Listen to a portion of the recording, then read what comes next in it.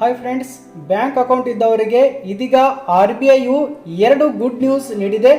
ಸ್ನೇಹಿತರೆ, ಪ್ರಸ್ತುತ ದಿನಗಳಲ್ಲಿ ನೀವು ಹಣವನ್ನು ಬ್ಯಾಂಕಿಗೆ ಟ್ರಾನ್ಸ್ಫರ್ ಮಾಡೋದಾಗಲಿ ಅಥವಾ FD ಇಡೋದಾಗಲಿ ಬ್ಯಾಂಕ್ ATM ಮಷಿನ್ ಯೂಸ್ ಮಾಡಿಕೊಂಡು ಒಂದು ಹಣವನ್ನು ಟ್ರಾನ್ಸ್ಫರ್ ಮಾಡಬಹುದಾಗಿತ್ತು. ಅಥವಾ ಡೈರೆಕ್ಟ್ ಆಗಿ ಬ್ಯಾಂಕಿಗೆ ಹೋಗ್ಬಿಟ್ಟು ಒಂದು ಲೈನ್ ಮೇಲೆ ನಿಂತ್ಕೊಂಡು ಒಂದು ಹಣವನ್ನು ಬ್ಯಾಂಕ್ಗೆ ಟ್ರಾನ್ಸ್ಫರ್ ಅಂದರೆ FD ಆಗೋದಾಗ್ಲಿ ಅಥವಾ ನಿಮ್ಮ ಹಣವನ್ನು ಠೇವಣಿ ಮಾಡೋದಾಗ್ಲಿ ಮಾಡುವಂತಹ ಒಂದು ವ್ಯವಸ್ಥೆ ಈಗಾಗಲೇ ಅಂದರೆ ಪ್ರಸ್ತುತ ದಿನಗಳಲ್ಲಿ ಕೂಡ ನಡೀತಾ ಇದೆ ಸ್ನೇಹಿತರೆ.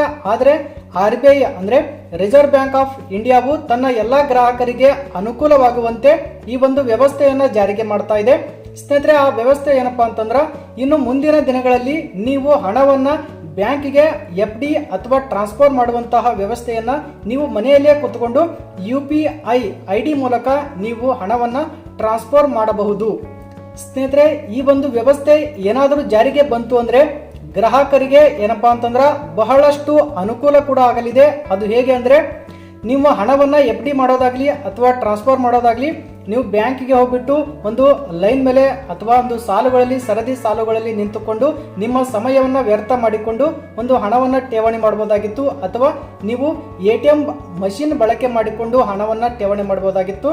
ಆದರೆ ಸ್ನೇಹಿತರೆ, ಈ ಎಲ್ಲ ಒಂದು ಸಮಯವನ್ನು ಉಳಿತಾಯ ಮಾಡುವುದಕ್ಕಾಗಿ RBI ಈ ಒಂದು ವ್ಯವಸ್ಥೆ ಅಂದರೆ UPI ಮೂಲಕ ಒಂದು ಹಣವನ್ನು FD ಮಾಡಬಹುದು ಅಥವಾ ಟ್ರಾನ್ಸ್ಫರ್ ಕೂಡ ಮಾಡಬಹುದಾಗಿದೆ.